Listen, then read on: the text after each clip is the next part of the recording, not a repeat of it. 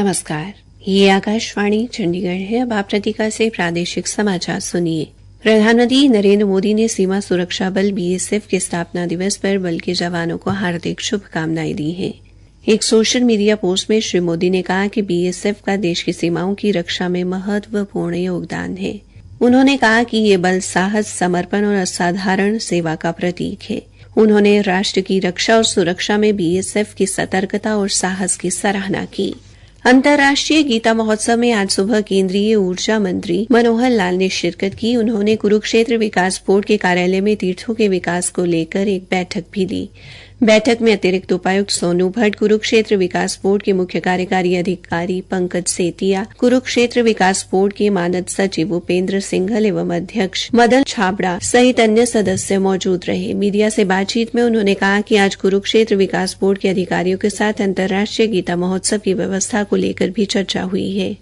उन्होंने कहा कि गीता महोत्सव का स्वरूप 2016 से अंतर्राष्ट्रीय स्तर का हो गया है और दुनिया के लोग भारत को विशेष दृष्टि से देखने लगे हैं। भारतवर्ष को दुनिया के लोग एक विशेष दृष्टि से देखने लगे हैं कि दुनिया की जो समस्याएं हैं उनको हल करने का जो एक भारत के पास जिस प्रकार की हमारी विरासत है और उसमें खास करके गीता के प्रति जो विश्वास है, ये लोगों को एक राहत देने वाला एक मार्ग बन रहा है। और गीता जयंती के कार्यक्रम जब से मैंने शुरू किए हैं तब से इस गीता के बारे में विदेशों में जो प्रचार हो रहा है और इस गीता जयंती का विदेशों में कार्यक्रम हो रहा है, बहुत सराहनीय कदम है। केंद्रीय मंत्री ने कहा कि जब से विदेशों में गीता जयंती के कार्यक्रम शुरू हुए हैं तब से गीता ज्ञान का विदेशों में भी प्रचार हो रहा है। उन्होंने कहा कि जो लोग जन जन तक गीता का संदेश पहुंचा रहे हैं उनकी वो सराहना करते हैं। हरियाणा के मुख्यमंत्री नायब सिंह ने कहा है कि 9 दिसंबर को देश के प्रधानमंत्री नरेंद्र मोदी पानीपत की ऐतिहासिक भूमि से भारतीय जीवन बीमा निगम द्वारा प्रायोजित बीमा सखी योजना का शुभारंभ करेंगे।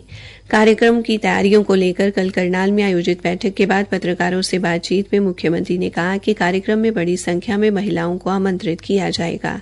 उन्होंने कहा कि सरकार लोगों की अपेक्षाओं को तीव्र गति से पूरा करेगी। एक सवाल के जवाब में उन्होंने कहा कि सरकार निकाय चुनाव के लिए पूरी तरह तैयार है। जल्द ही स्थानीय निकाय के चुनाव कराए जाएंगे। इस समय पार्टी का सदस्यता अभियान भी जारी है।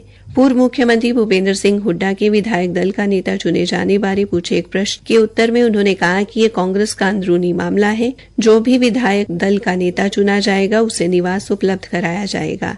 बैठक में केंद्रीय मंत्री मनोहर लाल, बीजेपी के प्रदेश प्रभारी सतीश पुनिया, सह प्रभारी सुरेंद्र नागर, पंचायत मंत्री कृष्ण पवार, विधायक भगवान दास कबीरपंथी भी उपस्थित रहे। हरियाणा के वन एवं पर्यावरण मंत्री राव नरबीर सिंह ने राष्ट्रीय राजधानी क्षेत्र में वायु प्रदूषण कम करने में पहल करने के लिए विश्व बैंक का आभार व्यक्त किया है। उन्होंने कहा कि विश्व बैंक इसके लिए प्रदेश को लगभग 3,650 करोड़ रुपए की परियोजनाओं में सहयोग देगा। उन्होंने कहा कि हरियाणा में विश्व बैंक द्वारा इन परियोजनाओं में 70% का योगदान दिया जाएगा, जबकि 30% राज्य सरकार की भागीदारी होगी।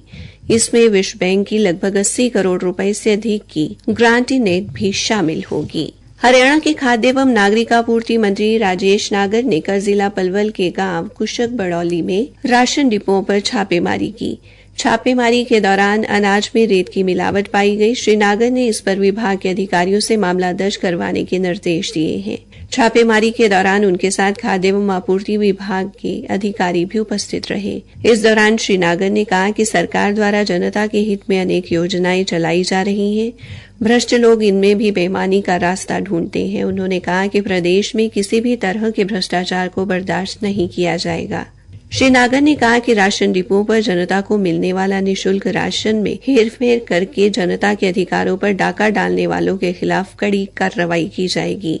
इस दौरान अन्य जगहों पर अवैध रूप से सरकारी अनाज का भंडारण भी पाया गया, जिस पर उन्होंने खाद्य निरीक्षण के खिलाफ भी एफआईआर दर्ज करने के निर्देश दिए। इसी के साथ ये समाचार बुलेटिन समाप्त हुआ।